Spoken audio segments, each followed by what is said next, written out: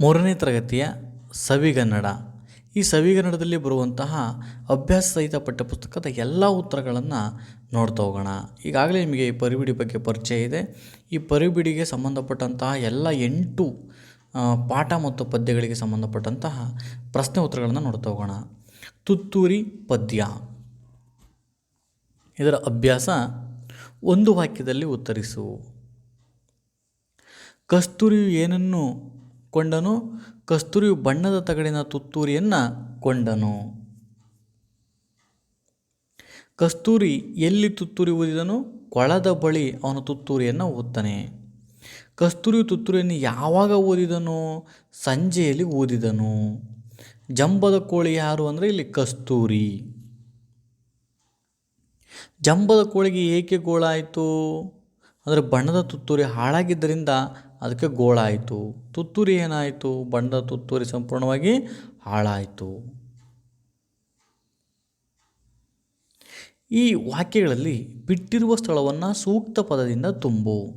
ಬಣ್ಣದ ತಗಡಿನ ತುತ್ತೂರಿ, ಕಸ್ತೂರಿ ನಡೆದನು ಬೀದಿಯಲ್ಲಿ, ಜಾರಿತು ನೀರಿಗೆ ಬಣ್ಣದ ತುತ್ತೂರಿ, ಬಣ್ಣದ ತುತ್ತೂರಿ ಹಾಳಾಯಿತು.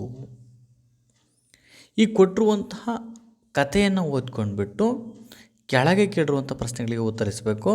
ರಾಮಣ್ಣ ಯಾರು? ಒಬ್ಬ ಕಟ್ಟಿಗೆ ವ್ಯಾಪಾರಿ. ರಾಮಣ್ಣ ಎಲ್ಲಿ ವಾಸ ಮಾಡ್ತಿದ್ದ? ಬೀರೂರಿನಲ್ಲಿ ವಾಸ ಮಾಡ್ತಿದ್ದ. ರಾಮಣ್ಣ ಯಾವಾಗ ಕಾಡಿಗೆ ಹೋಗ್ತಿದ್ದ? ಪ್ರತಿದಿನ ಬೆಳಗ್ಗೆ ಎದ್ದು ಹೋಗ್ತಾ ಇದ್ದ. ವನದೇವತೆ ರಾಮಣ್ಣನಿಗೆ ಅಕ್ಷಯ ಪಾತ್ರೆಯನ್ನು ಏಕೆ ಕೊಟ್ಟಳು ಅಂದರೆ ಅವನು ಹಸಿ ಮರಗಳನ್ನು ಎಂದೂ ಕೂಡ ಅವನು ಕಡಿತಿರಲಿಲ್ಲ. ಹಾಗಾಗಿ ಅವನಿಗೆ ಅಕ್ಷಯ ಪಾತ್ರೆಯನ್ನು ವನದೇವತೆ ನೀಡಿದಳು. ಸ್ವರಾಕ್ಷರಗಳು 13, ಯೋಗವಾಹಕಗಳು 2, ಇವು ವ್ಯಂಜನಾಕ್ಷರಗಳು. ಕನ್ನಡದಲ್ಲಿರುವಂತಹ ಒಟ್ಟು ವರ್ಣಮಾಲೆ ಅಕ್ಷರಗಳು 49. ಕನ್ನಡ ವರ್ಣಮಾಲಾ ಅಕ್ಷರಗಳನ್ನು 3 ಗುಂಪುಗಳಾಗಿ ಮಾಡಿರುವಂಥದ್ದು. ಇವು ವ್ಯಂಜನಾಕ್ಷರಗಳು.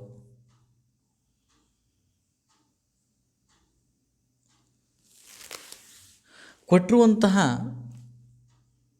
ಈ ಅಕ್ಷರಗಳಲ್ಲಿ ಸ್ವರಾಕ್ಷರಗಳನ್ನು ಹುಡುಕಿ ಇಲ್ಲಿಗೆ ಬರೆದಿರುವಂಥದ್ದು. ಇಲ್ಲಿ ಹಾ ಪಟ್ಟಿ ಬಾ ಪಟ್ಟಿಯನ್ನು ಹೊಂದಿಸಬೇಕು. ಇವೆರಡನ್ನು ಕೂಡಿಸಿದರೆ ಬರುವಂಥ ಉತ್ತರವನ್ನು ಇಲ್ಲಿ ಬರೆದಿರುವಂಥದ್ದು.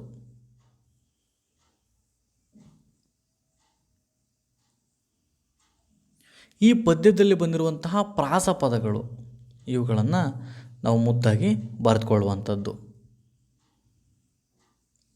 ಈ ಪ್ರಾಸಪದಗಳನ್ನು ಇಲ್ಲಿ ಕೊಟ್ಟಿದ್ದಾರೆ, ಅದಕ್ಕೆ ಸರಿ ಹೊಂದುವಂತೆ ಇಲ್ಲಿ ನಾವು ಬರಿಬೇಕು.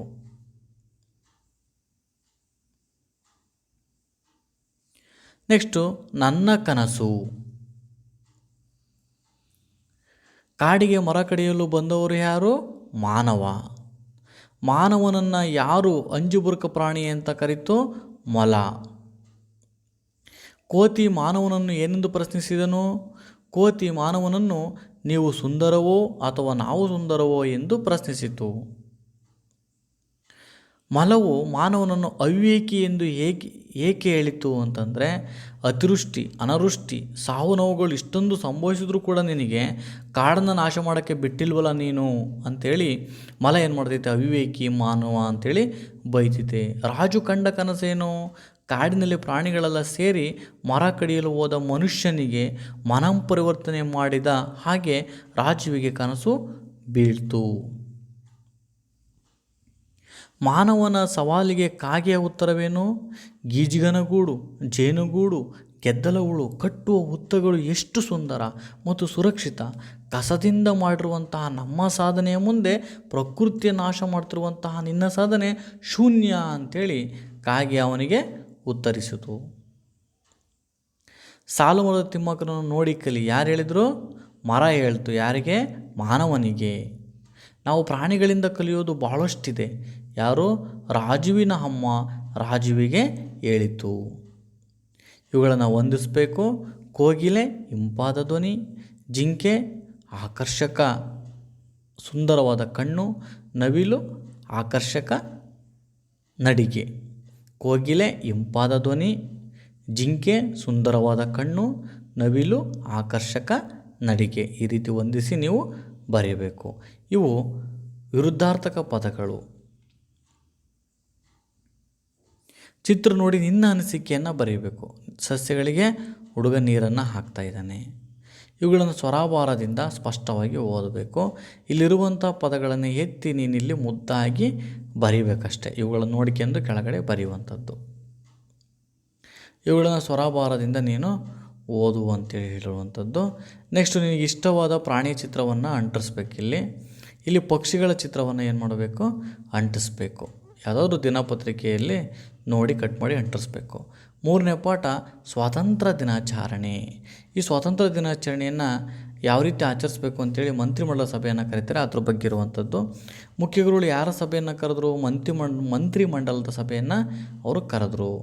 ಸ್ವಾತಂತ್ರ್ಯ ದಿನ ಎಂದು ನಮಗೆ ಆಗಸ್ಟ್ 15ರಂದು ನಾವು ಸ್ವಾತಂತ್ರ್ಯ ದಿನಾಚರಣೆಯನ್ನು ಆಚರಿಸ್ತೇವೆ. ಯಾರು ಕ್ಷಮೆ ಕೋರಿದರು, ಐಶ್ವರ್ಯ ಕ್ಷಮೆ ಕೋರಿದರು. 2-3 ವಾಕ್ಯದಲ್ಲಿ ಉತ್ತರಿಸಿ. ಮಂತ್ರಿಮಂಡಲ ಸಭೆಯನ್ನು ಯಾವುದರ ಬಗ್ಗೆ ಚರ್ಚೆ ಮಾಡಬೇಕಿತ್ತು ಅಂತಂದರೆ ಆಟೋಟ ಸ್ಪರ್ಧೆಗಳು, ಸಾಂಸ್ಕೃತಿಕ ಕಾರ್ಯಕ್ರಮಗಳು, ಶಾಲಾಂಕರದ ಬಗ್ಗೆ ಚರ್ಚೆ ಮಾಡಲಿಕ್ಕೆ ಮಂತ್ರಿಮಂಡಲ ಸಭೆಯನ್ನು ಕರೆದಿದ್ದರು. ಸ್ವಾತಂತ್ರ್ಯ ದಿನಾಚರಣೆ ಎಂದರೇನು? ನಾವು ದೇಶದ ಸ್ವಾಭಿಮಾನಿಯಾದಂತಹ ಜನರು ಗಾಂಧೀಜಿಯವರ ನಾಯಕತ್ವದಲ್ಲಿ ಬ್ರಿಟಿಷರ ವಿರುದ್ಧ ಹೋರಾಡಿ 1947 ಆಗಸ್ಟ್ 15ರಂದು ಏನು ನಾವು ಸ್ವಾತಂತ್ರ್ಯ ಪಡೆದ್ವಿ ಅದರ ಸವಿನೆನಪಿಗಾಗಿ ಆಚರಿಸುವಂಥ ಹಬ್ಬವನ್ನು ನಾವು ಸ್ವಾತಂತ್ರ್ಯ ದಿನಾಚರಣೆ ಅಂತೇಳಿ ಕರಿತೀವಿ. ಐಶ್ವರ್ಯ ಏನಂತ ಸಲಹೆ ನೀಡ್ತಾಳೆ? ಧ್ವಜಸ್ತಂಭದ ಸುತ್ತ ರಂಗೋಲಿಯನ್ನು ಹಾಕೋಣ ಅಂತೇಳಿ ಅವಳು ಸಲಹೆಯನ್ನು ನೀಡ್ತಾಳೆ. ಕ್ರೀಡಾ ಮಂತ್ರಿ ವಹಿಸಿಕೊಂಡಂತಹ ಕಾರ್ಯವೇನು? ಮಂತ್ರಿಮಂಡಲದ ಎಲ್ಲ ಸದಸ್ಯರನ್ನ ಸೇರಿಕೊಂಡು ಆಟೋಟ ಸ್ಪರ್ಧೆಯಲ್ಲಿ ಗೆದ್ದಿರುವ ಅಥವಾ ವಿಜೇತರಾಗಿರುವಂತಹ ಪಟ್ಟಿಯನ್ನು ಸಿದ್ಧಪಡಿಸುವುದು ಅಂಥೇಳಿ ಮಂತ್ರಿಮಂಡಲದ ಸಚಿವರು, ಕ್ರೀಡಾ ಸಚಿವರು ಹೇಳ್ತಾರೆ. 3ನೇ ತರಗತಿಯವರು ವಹಿಸಿಕೊಂಡ ಕಾರ್ಯ ಯಾವುದು ಅಂತಂದರೆ ಅವರು ಧ್ವಜಸ್ತಂಭದ ಸುತ್ತ ರಂಗೋಲಿಯನ್ನು ಹಾಕ್ತೀವಿ, ಸಿಂಗರಣವನ್ನು ಮಾಡ್ತೀವಿ ಅಂಥೇಳಿ ವಹಿಸ್ಕೊಳ್ತಾರೆ. ಮುಖ್ಯಗುರುಗಳು ಮಂತ್ರಿಮಂಡಲದ ಸಭೆಯನ್ನು ಕರೆದರು ಏಕೆ ಅಂತ ಕಾರಣ ಕೊಡಬೇಕು. ನಾವಿಲ್ಲಿ ಸ್ವಾತಂತ್ರ್ಯದ ಹಬ್ಬವನ್ನು ಹೇಗೆ ಆಚರಿಸಬೇಕು ಅದನ್ನು ಚರ್ಚೆ ಮಾಡಲಿಕ್ಕೆ, ಯಾವ ಯಾವ ಕಾರ್ಯಕ್ರಮಗಳನ್ನು ಹಮ್ಮಿಕೊಳ್ಬೇಕು ಅಂತೇಳಿ ಹೇಳಲಿಕ್ಕೆ, ಚರ್ಚೆ ಮಾಡಲಿಕ್ಕೆ ಅವರ ಮುಖ್ಯಗುರುಗಳು ಏನು ಮಾಡಿದರು, ಮಂತ್ರಿಮಂಡಲ ಸಭೆಯನ್ನು ಕರೆದರು. ಇತರರು ಮಾತನಾಡುವಾಗ ಕೇಳಿಸಿಕೊಳ್ಬೇಕು.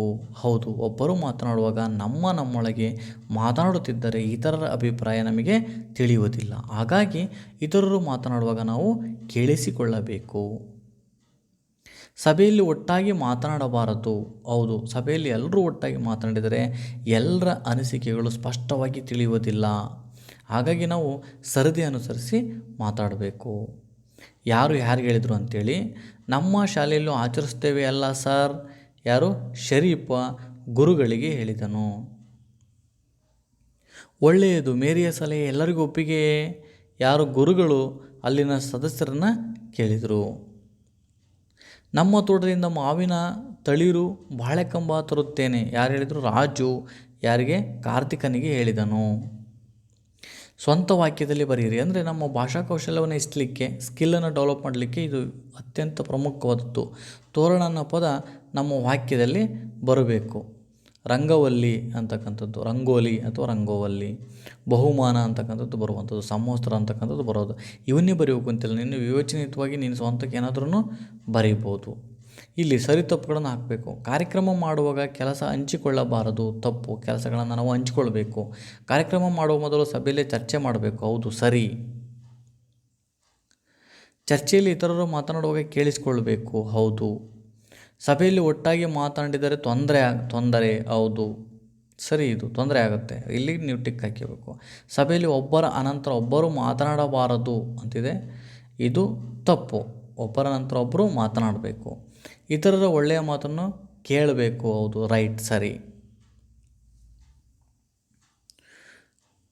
ನೀನು ಶಾಲೆಯಲ್ಲಿ ವಹಿಸಿಕೊಂಡು ಮಾಡಿದ ಒಂದು ಕೆಲಸ ಯಾವುದಾದ್ರೂ ನಿನ್ನ ಶಾಲೆಯಲ್ಲಿ ನೀನು ಏನಾದರೂ ವಹಿಸ್ಕೊಂಡಿದ್ರೆ ಆ ಕೆಲಸವನ್ನು ಬರೀಬೇಕು.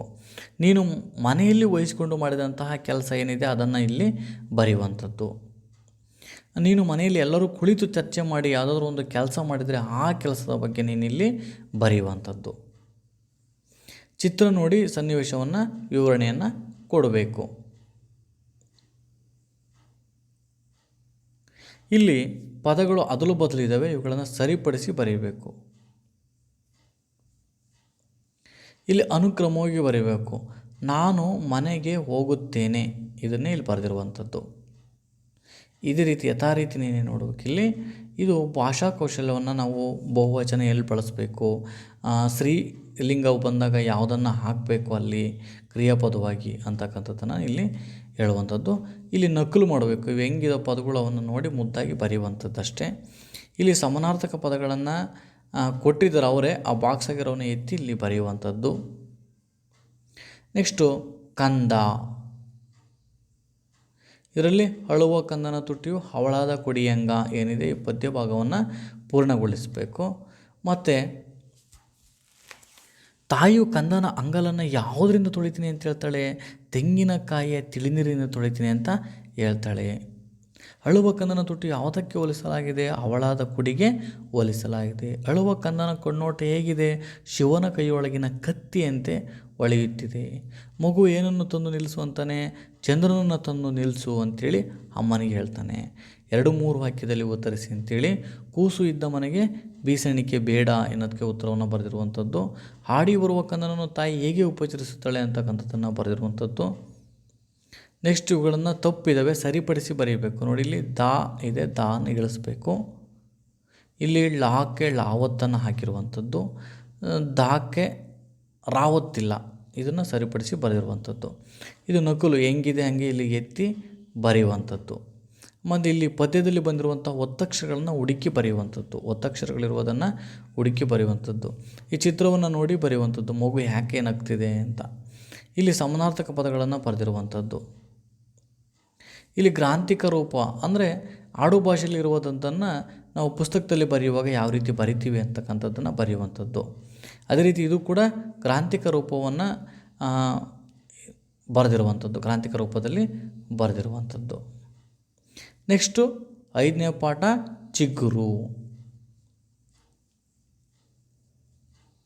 ಶಾಲಾ ಪತ್ರಿಕೆ ಹೆಸರು ಚಿಗುರು. ನಮ್ಮ ನಾಡ ಹಬ್ಬ ಯಾವುದು, ದಸರಾ. ಹಣ್ಣುಗಳ ರಾಜ ಮಾವಿನ ಹಣ್ಣು. ವಿವೇಕಾನಂದರ ಬಾಲ್ಯದ ಹೆಸರು ನರೇಂದ್ರ. ಜಲಪಾತ ಎಲ್ಲಿದೆ, ಶಿವಮೊಗ್ಗ ಜಿಲ್ಲೆಯ ಸಾಗರ ತಾಲೂಕಿನಲ್ಲಿದೆ.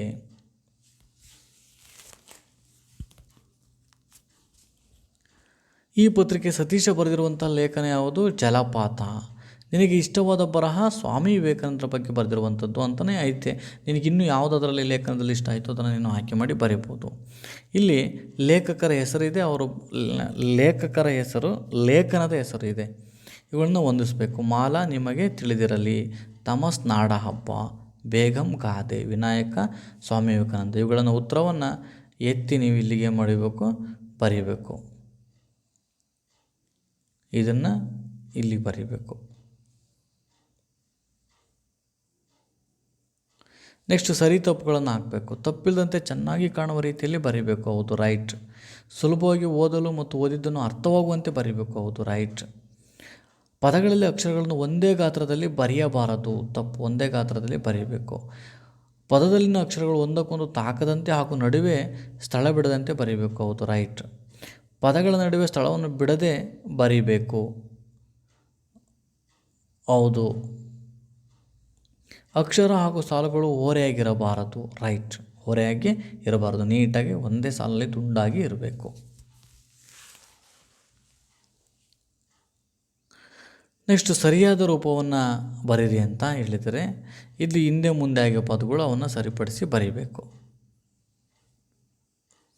ಇಲ್ಲಿ ನಿನ್ನ ಹೆಸರನ್ನು ಬರ್ಕೋಬೇಕು, ಇಲ್ಲಿ ನಿನ್ನ ಗೆಳೆಯನ ಹೆಸರನ್ನು ಬರೀಬೇಕು. ಯಾರ ಬರಹ ಚೆನ್ನಾಗಿದೆ, ಇಬ್ಬರೂ ಕೂಡ ಚೆನ್ನಾಗಿ ಬರೆದಿದ್ದೀವಿ. ಬರಹ ಚೆನ್ನಾಗಿದೆ ಎಂದು ಹೇಳೋ ಕಾರಣ ಅಕ್ಷರ ತಪ್ಪಿಲ್ಲದಂತೆ ದುಂಡಾಗಿವೆ. ಬರಹ ಚೆನ್ನಾಗಿಲ್ಲ ಎಂದು ಹೇಳೋ ಕಾರಣ ಅಕ್ಷರ ಒಂದಕ್ಕೊಂದು ತಾಕಿವೆ ಅಂದರೂ ಕೂಡ ಅಕ್ಷರ ಚೆನ್ನಾಗಿ ಕಾಣಲ್ಲ. ಈ ವಾಕ್ಯವನ್ನು ನೀವು ನಕಲು ಮಾಡಿ ಇಲ್ಲಿ ಬರೆಯುವಂಥದ್ದು. ನೋಡಿ, ಈ ಕಮಾನಿನಲ್ಲಿ ನಿನ್ನ ಹೆಸರನ್ನು ಮುದ್ದಾಗಿ ಬರೀಬೇಕು, ಇದಕ್ಕಿಂತ ಮುದ್ದಾಗಿ ಬರೀಬೇಕು. ದಿನಪತ್ರಿಕೆ ಅಥವಾ ಚುಕ್ಕಿ ಚಿನ್ನ ಪತ್ರಿಕೆಯಲ್ಲಿ 3 ಸಾಲುಗಳನ್ನು ನೀನು ದುಂಡಾಗಿ ಬರೀಬೇಕು. ಅದರಲ್ಲಿ ನೋಡಿ ನಿನ್ನ ಪುಸ್ತಕಕ್ಕೆ ದುಂಡಾಗಿ ಬರ್ಕೋಬೇಕು. ಚುಕ್ಕಿ ಚಿನ್ನ ನಮ್ಮ ಗ್ರಂಥಾಲಯದಲ್ಲಿದ್ದಾವೆ, ನೀವು ತಕ್ಕಂಡು ಬರ್ಕೋಬೋದು.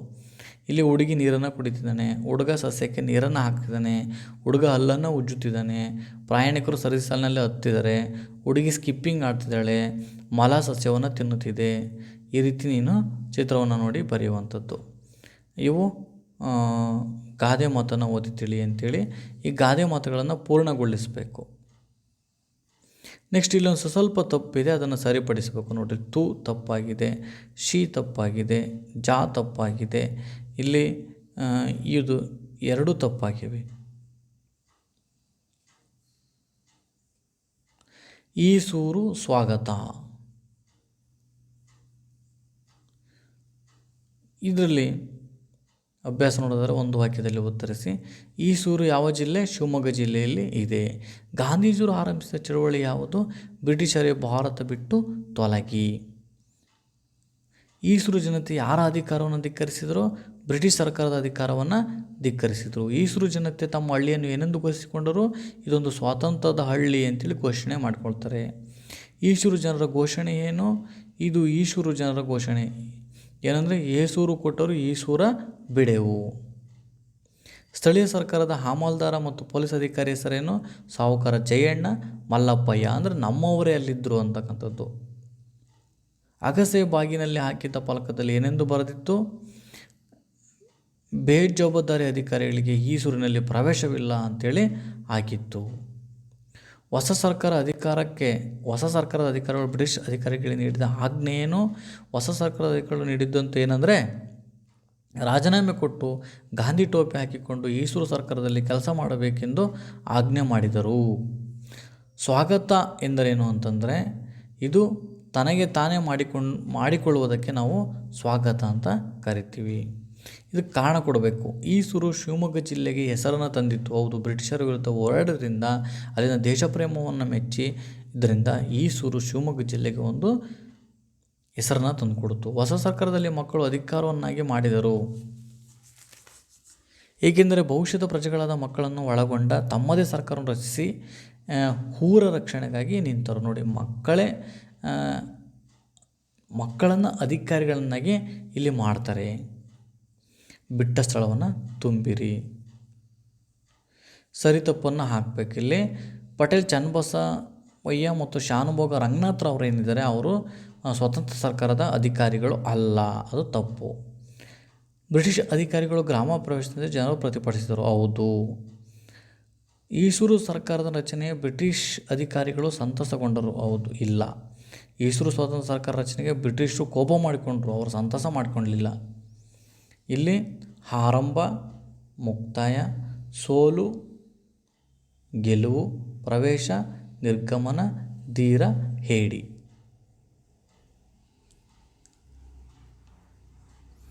ಈ ವಾಕ್ಯಗಳನ್ನು ನಕಲು ಮಾಡಬೇಕು. ಇದೆಂಗಿದೆ ಹಂಗೆ ಬರೀಬೇಕು, ಇದೆಂಗಿದೆ ಹಂಗೆ ಬರೀಬೇಕು, ಇದೆಂಗಿದೆ ಹಂಗೆ ಬರೀಬೇಕು. ಇವುಗಳನ್ನು ಸರಿಯಾದ ಕ್ರಮದಲ್ಲಿ ಜೋಡಿಸ್ಬೇಕು. ಅದಲು ಬದಲಾಗಿವೆ, ಇವುಗಳನ್ನು ಸರಿಯಾದ ಕ್ರಮದಲ್ಲಿ ಜೋಡಿಸ್ಬೇಕು. ಇಲ್ಲಿ ಪದಗಳನ್ನು ಕೊಟ್ಟಿದ್ದಾರೆ, ಅದಕ್ಕೆ ಸರಿ ಹೊಂದುವಂತೆ ಚಿತ್ರವನ್ನು ನೋಡಿ ನಾವು ವಾಕ್ಯವನ್ನು ರಚನೆ ಮಾಡಬೇಕು. ನೆಕ್ಸ್ಟು ಬಹುವಚನ. ಗಾಡಿ ಗಾಡಿಗಳು, ಕುದುರೆ ಕುದುರೆಗಳು, ಗಿಳಿ ಗಿಳಿಗಳು. ಇಲ್ಲೂ ಅಷ್ಟೇ, ಇಲ್ಲಿ ಕೊಟ್ಟಿದ್ದಾರೆ ಅವುಗಳನ್ನು ಅಣ್ಣ ಅಣ್ಣಂದಿರು, ತಮ್ಮಂದಿರು, ಚಿಕ್ಕಮ್ಮಂದಿರು, ಅಜ್ಜಂದಿರು, ಮಾವಂದಿರು, ಚಿಕ್ಕಪ್ಪಂದಿರು ಅಂತ ಬಹುವಚನ ರೂಪದಲ್ಲಿ ಬರೀಬೇಕು. ಇಲ್ಲಿ ಇದನ್ನು ಕೂಡ ಮಾದರಿಯಂತೆ ಬಹುವಚನದಲ್ಲಿ ಬರೀಬೇಕು ನಾವು.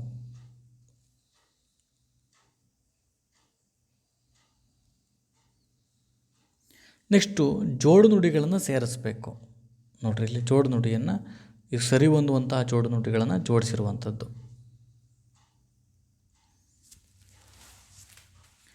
ಪತ್ರಿಕೆಯಲ್ಲಿ ಬಂದಿರುವಂಥ ದಪ್ಪ ಅಕ್ಷರಗಳನ್ನು ಹಾಗೂ ಸಣ್ಣ ಅಕ್ಷರಗಳನ್ನು ಕತ್ತರಿಯಲ್ಲಿ ಕತ್ತರಿಸಿ ನೀವು ಏನು ಮಾಡಬೇಕು, ಇಲ್ಲಿಗೆ ಅಂಟಿಸ್ಬೇಕು.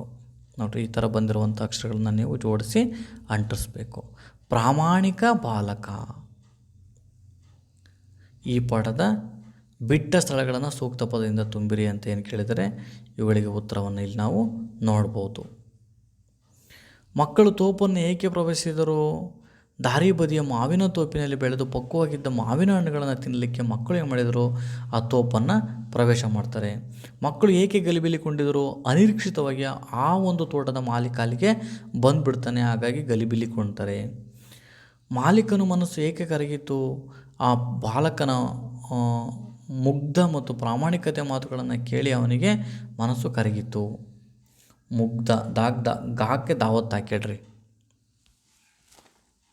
ಶಾಸ್ತ್ರಿ ಅವರಿಗೆ ಸರ್ಕಾರ ಯಾವ ಪ್ರಶಸ್ತಿಯನ್ನು ನೀಡಿ ಗೌರವಿಸಿತು? ಭಾರತ ರತ್ನ ಪ್ರಶಸ್ತಿಯನ್ನು ನೀಡಿ ಶಾಸ್ತ್ರಿ ಅವರನ್ನು ಗೌರವ ಮಾಡಿತು. 3-4 2-3 ವಾಕ್ಯದಲ್ಲಿ ಉತ್ತರಿಸಿ ಅಂತೇಳಿ ಇವುಗಳನ್ನು ಉತ್ತರವನ್ನು ನಾವಿಲ್ಲಿ ನೋಡ್ಬೋದು. ಇದಕ್ಕೂ ಉತ್ತರವನ್ನು ನಾವಿಲ್ಲಿ ನೋಡ್ಬೋದು. ಇದಕ್ಕೂ ಉತ್ತರವನ್ನು ನಾವಿಲ್ಲಿ ನೋಡ್ಬೋದು. ಮಾಲೀಕ ಹೊಡೆಯದಿದ್ದರೂ ಬಾಲಕ ಅತ್ತನು. ಯಾಕೆಂದರೆ ಅವನು ಬಾಲಕನಿಗೆ ನಾನು ಮಾಡಿದ್ದು ತಪ್ಪು ಅಂತ ಗೊತ್ತಾಯಿತು, ಹಾಗಾಗಿ ಅವನೇನು ಮಾಡಿದ, ಹತ್ತ. ಶಾಸ್ತ್ರಿ ಅವರು ದೇಶದೆಲ್ಲೆಡೆ ಮನೆ ಮಾತಾತರು. ಅಂದರೆ ಅವರಲ್ಲಿರುವಂತಹ ಪ್ರಾಮಾಣಿಕತೆ ಮತ್ತು ದೇಶಪ್ರೇಮಗಳಿಂದ ಅವರು ಮನೆ ಮಾತಾತರು. ಇಲ್ಲಿ ಯಾರಿಗೆ ಹೇಳಿದರು ಅಂಥೇಳಿ, ನಿನ್ನ ಅಪ್ಪ ಅಮ್ಮ ಗುರುಗಳು ಇದನ್ನೇ ಏನು ಕಲಿಸಿದ್ದು ಅಂತ ಈ ಮಾತನ್ನು ತೋಟದ ಮಾಲೀಕ ಬಾಲಕನಿಗೆ ಹೇಳ್ತಾನೆ. ಇನ್ನೆಂದೂ ಇಂತಹ ತಪ್ಪನ್ನು ಮಾಡೋದಿಲ್ಲ. ಅಂದರೆ ಈ ಮಾತನ್ನು ಬಾಲಕ ತೋಟದ ಮಾಲೀಕನಿಗೆ ಹೇಳ್ತಾನೆ. ನಿನ್ನ ಗುಣ ನಿನ್ನನ್ನು ದೊಡ್ಡ ವ್ಯಕ್ತಿನಿಗೆ ಮಾಡುತ್ತದೆ. ನೋಡ್ರಿ, ತೋಪಿನ ಮಾಲೀಕ ಬಾಲಕನಿಗೆ ಹೇಳ್ತಾನೆ. ಇಲ್ಲಿ ಸ್ವಂತ ವಾಕ್ಯದಲ್ಲಿ ಬರೀರಿ ಅಂತೇಳಿ ಬರೆದಿರುವಂಥದ್ದನ್ನು ನಾವಿಲ್ಲಿ ನೋಡ್ಬೋದು. ಇವೆಲ್ಲ ಸ್ವಂತ ವಾಕ್ಯದಲ್ಲಿ ಬರೆದಿರುವಂತಹ ವಾಕ್ಯಗಳು. ನಿಮಗೆ ಗೊತ್ತಾಗಲಿ ಅಂತೇಳಿ ಕಲರ್ ಮಾಡಿದ್ದೀನಿ ಅಲ್ಲಿ. ಇವುಗಳಿಗೆ ನೋಡಿ, ಚಿತ್ರವನ್ನು ನೋಡಿ ವಾಕ್ಯವನ್ನು ಬರೆದಿರುವಂಥದ್ದು. ಇದು ಚಿತ್ರವನ್ನು ನೋಡಿ ವಾಕ್ಯವನ್ನು ಬರೆದಿರುವಂಥದ್ದು. ನೋಡಿರಿ, ಬಕೆಟ್ನಲ್ಲಿ ನೀರು ಚೆಲ್ತಿದೆ, ಅದನ್ನು ನಾವು ಯಾವ ರೀತಿ ನಿಲ್ಲಿಸಬೇಕು ಅಂತಕ್ಕಂಥದ್ದು. ಇಲ್ಲಿ ನೀನು ಹಣ್ಣನ್ನು ತಿಂದೆ, ಈ ರೀತಿ ನಾವು ವಾಕ್ಯವನ್ನು ರಚನೆ ಮಾಡುವಂಥದ್ದು. ನೆಕ್ಸ್ಟ್ ಇಲ್ಲಿ ಮಾದರಿಯಾಗಿ ಬರೆದರೆ ಇದೇ ಮಾದರಿನ ನೀವು ಎತ್ತಿ ಇಲ್ಲಿಗೆ ಬರ್ಕೋಬೇಕು. ಈ ಚಿತ್ರವನ್ನು ನೋಡಿ ನೀವು ಸ್ವಂತಕ್ಕೊಂದು ವಾಕ್ಯವನ್ನು ಬರೀಬೇಕು. ಇಲ್ಲಿ ಪದಗಳ ಅರ್ಥವನ್ನು ಬರೆಯುವಂಥದ್ದು. ನೆಕ್ಸ್ಟು ಸಂಕ್ರಾಂತಿ, ಇದು ಒಂದು ಪದ್ಯ. ತಂಗಿಯು ಯಾವ ಲಂಗ ಹಾಕಿಕೊಂಡಿದ್ದಳು ಅಂದರೆ ತಂಗಿಯು ಜರಿಯಿಂದ ಕೂಡಿದ ಮಡಿಕೆ ಮುರಿಯದ ಲಂಗವನ್ನು ಹಾಕಿಕೊಂಡಿದ್ದಳು. ಗೆಳತಿಯ ಜೊತೆ ತಂಗಿ ಕೆರೆಗೆ ಹೊರಟಿದ್ದು ಏಕೆ ಅಂತಂದರೆ ಅಲ್ಲಿ ಎಳ್ಳು, ಕಬ್ಬು, ಸಕ್ಕರೆ, ಹಚ್ಚು, ಬಾಳೆಹಣ್ಣು, ಬೆಲ್ಲ ಇವುಗಳನ್ನೆಲ್ಲ ಊರಿನ ಓಣಿಯ ಜನರಿಗೆ ಹಂಚುವುದಕ್ಕಾಗಿ ಗೆಳತಿಯ ಜೊತೆ ತಂಗಿಯು ಹೊರಟಿದ್ದಾಳೆ. ಹಬ್ಬ ದನಕರುಗಳಿಗೆ ಏನು ಕೊಟ್ಟನು? ಅಕ್ಕಿ ಮತ್ತು ಬೆಲ್ಲ ಹಣ್ಣುಗಳನ್ನು ಕೊಟ್ಟರು.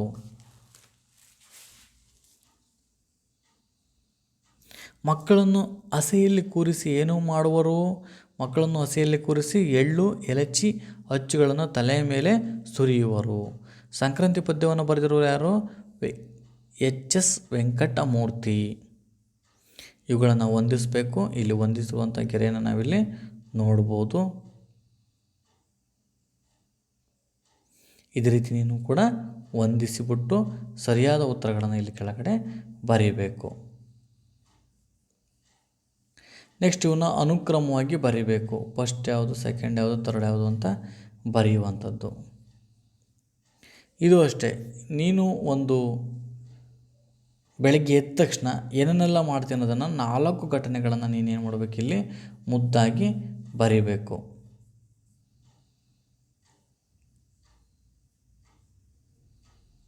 ಸೂಚನೆ ಅನುಸಾರ ಬರೀಬೇಕು. ಇಲ್ಲಿ ಹುಡುಗಿಯು ತರಕಾರಿಯನ್ನು ತಂದಳು ಅಂತಿದೆ, ಇಲ್ಲಿ ಪುಲ್ಲಿಂಗ ಮಾಡು ಅಂತ ಹೇಳಿದರೆ ಹುಡುಗನು, ಹುಡುಗಿ ಬದಲು ಹುಡುಗನು ಹಾಕಬೇಕು. ತಂದಳು ಅಂತಿದೆಯಲ್ಲ, ಅಲ್ಲಿ ತಂದನು ಅಂತ ಹಾಕಬೇಕು. ಇಲ್ಲಿ ರಾಜು ಗಾಡಿಯನ್ನು ಎಳೆದನು ಅಂತಿದೆ, ಇದನ್ನು ಈ ರಾಜು ಬದಲಿಗೆ ಎತ್ತನ್ನು ಹಾಕು ಅಂತ ಹೇಳಿದರೆ ಎತ್ತು ಗಾಡಿಯನ್ನು ಎಳೆಯಿತು ಅಂತ ಆಗುತ್ತೆ.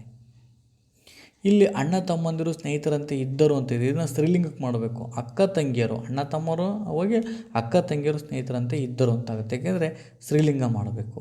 ಇಲ್ಲಿರುವಂತಹ ಪುಲ್ಲಿಂಗ, ಸ್ತ್ರೀಲಿಂಗ ಮತ್ತು ನಪುಂಸಕಲಿಂಗಗಳನ್ನು ಬರೀಬೇಕು. ಈ ಸಂಕ್ರಾಂತಿ ಪದ್ಯದಲ್ಲಿ ಬಂದಿರುವಂತಹ ಪ್ರಾಸ ಪದಗಳನ್ನು ನಾವಿಲ್ಲಿ ಮುದ್ದಾಗಿ ದುಂಡಾಗಿ ಬರೀಬೇಕು. ಇಷ್ಟು ಸಂಪೂರ್ಣ ಪಾಠದ ವಿಡಿಯೋಗಳು ಅಂತ ಹೇಳ್ತಾ, thank you for watching video.